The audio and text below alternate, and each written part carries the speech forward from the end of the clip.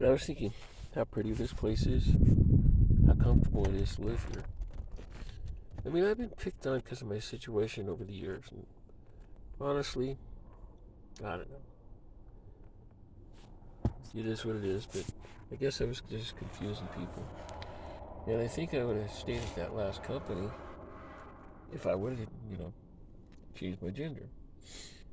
Now, my parents wondered why I kept on going to the hospital. And I sat him down and I told him I was pregnant. They said, "We thought we fixed that." Well, apparently it just outgrew the operation. She goes, "Yeah, apparently." So anyway, my parents were behind me and everything else. And I probably should have done it, but it didn't feel right to me. I mean, it didn't feel wrong, but it didn't feel right either. But then again, being a boy didn't feel right either. I was confused in my own body. And I wonder how many people are going through that because there's a big old gender dysphoria problem on this planet. And nobody's right and nobody's wrong. I don't know, it's just kind of crazy. So I was telling the lady my story and everything else, and now I've got everything done on that account. So I get to keep it open and I get to see what's in it. If there's a few $1,000s in it, great. If there's a couple $100,000, great. I'll still, be able to do what I want with my account, but at least I have money to buy another car. I could pretty much buy what I want. And then we could buy another place if we want to. But I'm just sitting here at the park and our little routine and everything else. I'm thinking, we have it really, really good over here. I mean, the neighbors are all getting used to me and everything else. And they see me walking down the street holding the cell phone. They know that I'm not spying on them. They know that I'm making a story. And then the cats. I mean, we feed all the neighbors' cats. If we go, who's going to feed them? That's the thing I'm more worried about. I don't know who I fuss over more, Randy or the cats.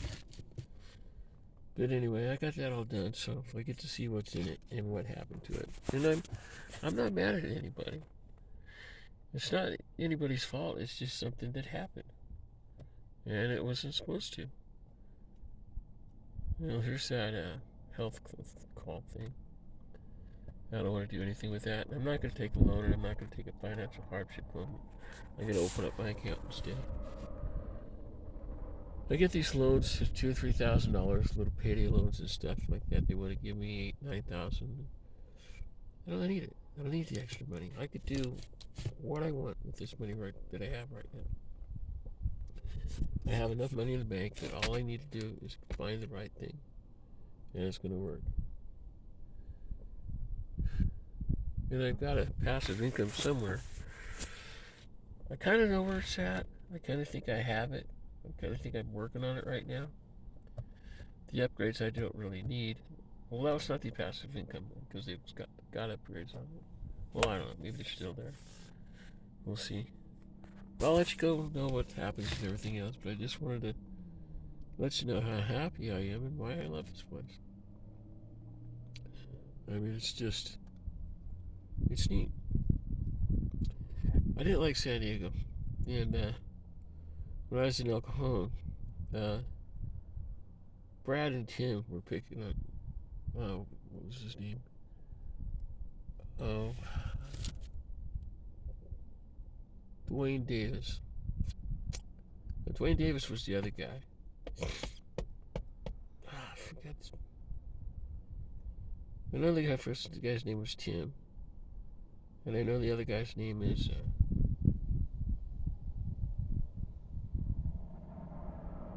I'll see it in the when I go in and look for it. I remember Dwayne Davis and the other guy, but I don't remember my boss's name. They'll come. They were some of the people I wanted to look up and hi. But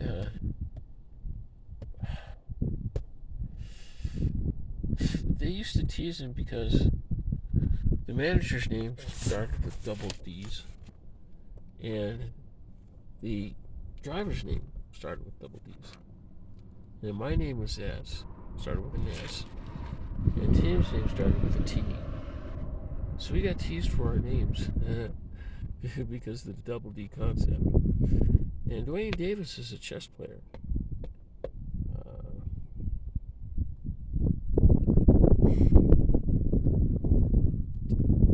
Can't think of his name. I'll have to look it up. It was in the early 90s, early 80s. God, what year was that? 2002, I think, is when I left Candy. 2002 or 2010. It's 15, 20 years ago. So it's kind of like back over in the twilight side of your memory. All you have to do is think about something that reminds you of something, and you'll think about it.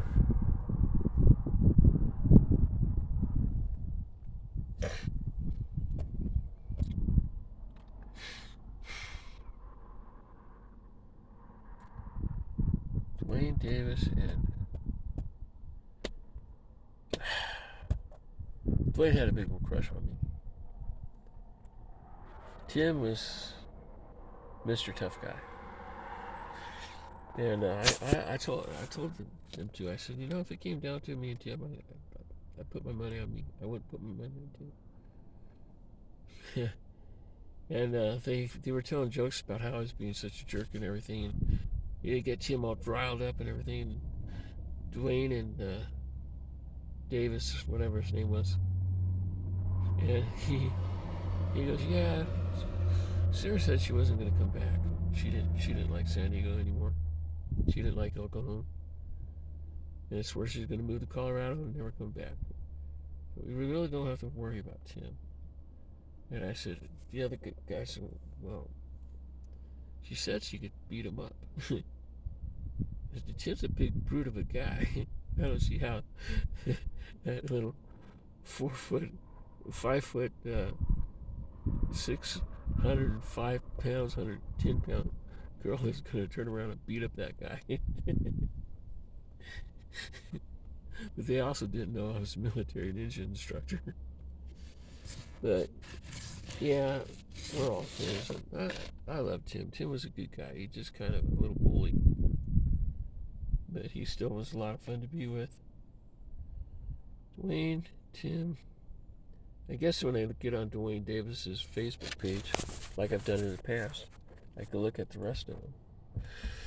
So that's why I came and got on the phone instead of sitting here just enjoying the scenery, was because I feel a lot of love for this place.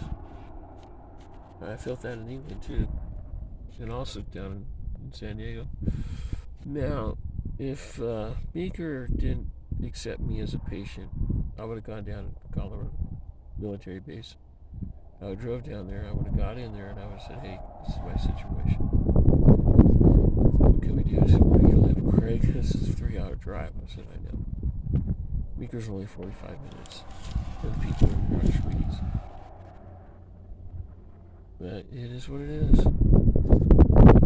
So I was thinking about just doing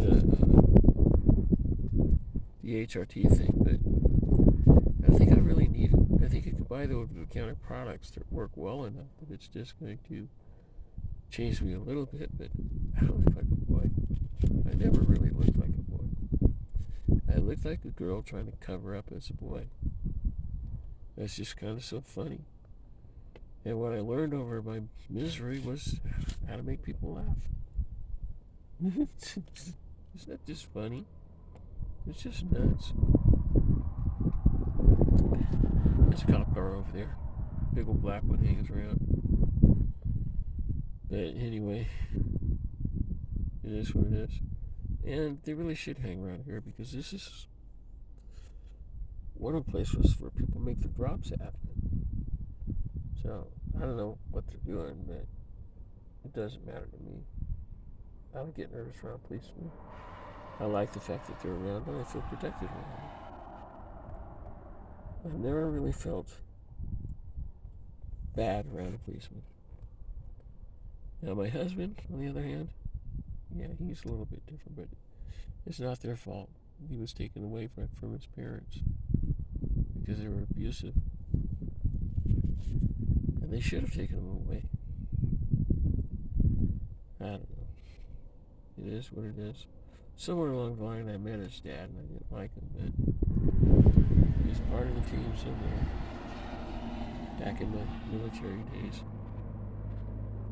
I remember the name, but I don't remember what he looked like or anything else. I really don't care. No, that's in the past. But anyway, another 10 minutes for Ship for Brains. An interesting story later.